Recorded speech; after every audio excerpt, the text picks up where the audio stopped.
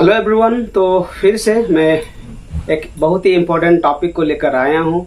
The topic is emphatic sentence. Emphatic sentence होता क्या है और इम्फैटिक सेंटेंस को हम लोगों को सीखना क्यों है और वाई इज दिस इम्पोर्टेंट। तो चलिए जानते हैं इम्फैटिक सेंटेंस। इम्फैटिक सेंटेंस का मतलब होता है जोर देना, इम्फेसाइज करना, इम्फेसाइज करके बोलना।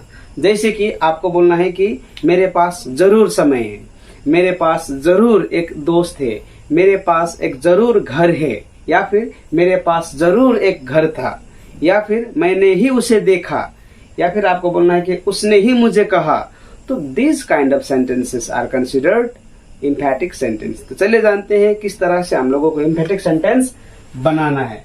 तो सबसे पहले इम्फैटिक सेंटेंस हम लोग बना सकते हैं डू और डज से। ये होता है हम लोगों का प्रेजेंट टाइम में। Say I am not discussing grammar here, okay, present time में। लेकिन we must have idea what actually we used to make emphatic sentence. That's why I have used this do and does, and they are auxiliary verb of present time. So I'm just showing how to frame emphatic sentence. तो do और dot से हम लोग emphatic sentence किस तरह से बनाते हैं। जैसे कि आपको बोलना है कि मेरे पास एक कलम है, आई हैव अ पेन। इसका मतलब होता है मेरे पास एक कलम है, मतलब आई हैव अ पेन। आप इसको जनरली बोल रहे हो, मेरे पास एक कलम है।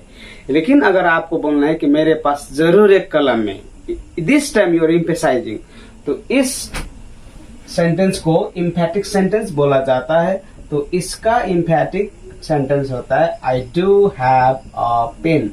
तो ये दोनों का मतलब बिल्कुल डिफरेंस है, okay, because this is emphatic sentence where this is affirmative sentence, okay.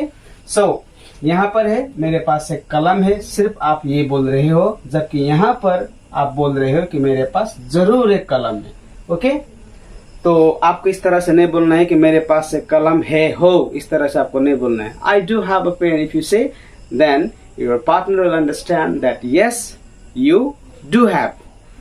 तो अब डज का उपयोग कहाँ करते हैं? डू का उपयोग तो हम लोग जानते हैं कि डू एक is a plural auxiliary verb. So with I, you, they, we and plural names we use this do. We have discussed several times this, that's why I'm not writing here with what sorts of auxiliary verbs we can use did. अब does से हम लोग करते हैं। does से जब हम लोग को करना है तो सपोज आपको बोलना है कि he has a book, he has a book। तो ये इम्फैटिक सेंटेंस नहीं है, यहाँ पर आप सिर्फ बोल रहे हैं कि उसके पास एक किताब है। लेकिन आपको बोलना है कि उसके पास जरूर एक किताब है, तो वो होता है आपका इम्फैटिक सेंटेंस। तो इस वक्त आप बोलते हो he does have a book, he does have a book. Now this time we have changed has into have. You know why? Because with do and does we use have, and why have is used with do and does, तो इसका भी पीछे का एक reason है। तो ये does और do सभी के साथ हम लोग हैव का उपयोग करते हैं, क्योंकि डू और because with do and does we use verb first form that is in plural number. तो जो है आपका हैज और हैव जो है, ये दोनों ही आपका वर्ब का फर्स्ट फॉर्म है। This is singular and this is plural. That's why do and does, with do and does but first form we use, but that should be in plural form, that's why have is used here. तो जब भी आपको emphasize करके बोलना है तो आपको बोलना है he does have a book। तो नेक्स्ट यूज है आपका जैसे कि I study, I study। तो इसका अर्थ होता है मैं अध्ययन करता हूँ, मैं अध्ययन करता हूँ। आप इस तरह से बोल रहे हो, लेकिन आपको जोर दे के बोलना है। आप वेरी स्ट्रांगली आप बोल रहे हो कि मजबूती से बोल रहे हो कि मैं पढ़ता हूँ, मैं पढ़ता ही हूँ। तो आप इस वक्त आपको बोलना है I do study, I do study. तो दोनों का अर्थ बिल्कुल डिफरेंट है, क्योंकि ये जो नीचे वाला है ये आपका इम्फैटिक सेंटेंस। तो इसी तरह यहाँ पर हम लोग आते हैं, आप डज का उपयोग किस तरह से करते हैं। जैसे कि आपको बोलना है कि Rohan, Rohan loves his mother, Rohan loves his mother। मतलब रोहन उसके माँ को प्यार करता है। यहाँ पर इस सेंटेंस में ये है, लेकिन आपको बोलना है स्ट्रांगली, आपको एम्फेसाइज करना है। तो रोहन उसके माँ को जरूर प्यार करता है। तो इस वक्त आपको बोलना है कि रोहन के साथ क्या होगा, does. Rohan does love his mother. Okay, Rohan does love his mother. Here I have not written loves. Why? Because just now we have discussed with do and does we use verb first form that should be in plural number. तो love जो है, love और loves दोनों ही verb का first form है। Love and loves both are first form of verb, but love is plural form whereas loves is singular form. तो यहाँ से हम लोगों ने जाना प्रेजेंट टाइम में किस तरह से हम लोग एम्फेटिक सेंटेंस बोलते हैं और एम्फेटिक सेंटेंस हम लोग लिखते हैं। तो ये था प्रेजेंट टाइम के ऊपर। अब हम लोग डिस्कस करते हैं पास्ट टाइम में। जब हम लोग पास्ट टाइम में एम्फेटिक सेंटेंस यूज करते हैं तो उस वक्त हम लोग लगाते हैं did in most of the cases. I'm not saying that in all the cases we have to use did to make an emphatic sentence in the past time, but in the most of the cases we use did to make an emphatic sentence in the past time. So with did, let us discuss some examples. यहाँ पर है कि मेरे पास एक कलम था। I had a pen. मेरे पास एक कलम था। यहाँ पर आप जनरल वे में बोल रहे हो, लेकिन आपको बोलना है कि मेरे पास एक जरूर पेन था।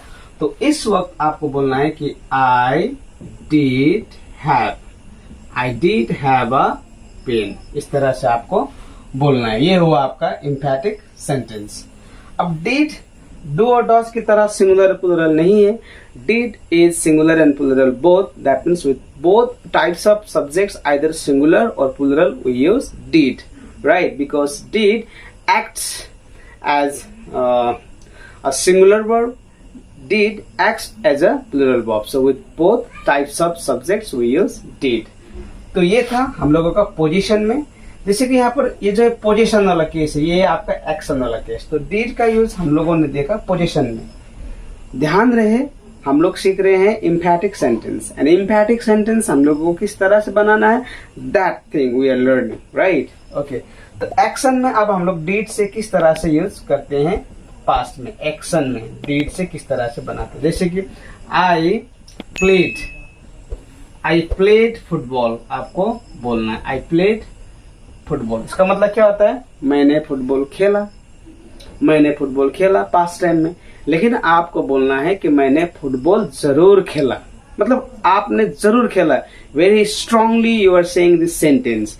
That means you are speaking an emphatic sentence. So in this case you have to use did like we use doesn't do in present time. Now here in past time we use did to make our sentence emphatic sentence, right? So this time I did play football. So this one is emphatic sentence, whereas this one is not emphatic sentence, right? So I have told you the difference, between a general sentence and an emphatic sentence. So आपको यहाँ से आपको practice करना है। किस तरह से practice करना है मैंने यहाँ पर बता दिया है। तो आज के लिए इतना ही, मिलते हैं नेक्स्ट लेक्चर पर। अगर आपको यह लेक्चर अच्छा लगा हो तो do like, share, subscribe and yes do comment मुझे किस तरह के टॉपिक पर वीडियो बनाना है। Thank you very much.